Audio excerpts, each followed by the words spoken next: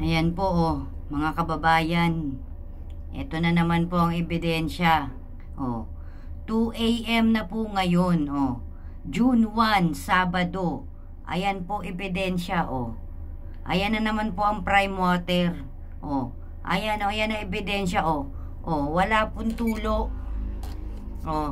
Ayan po ebidensya, 2 AM na po ngayon, June 1, 2024.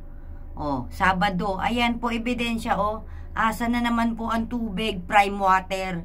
Bakit ba talaga ayaw nyong buksan? Ano ba yan? Bakit nyo talaga pinagdadamot ang tubig? Ayan po, nasaan po yung tulo? 2 AM na, tapos na peak hours. Asan po? Ayan na naman po ang prime water, mga kababayan. Diyos ko po, ito na naman kami. Ayan po ebidensya, wala pong tulo. Yan po, hindi binuksan.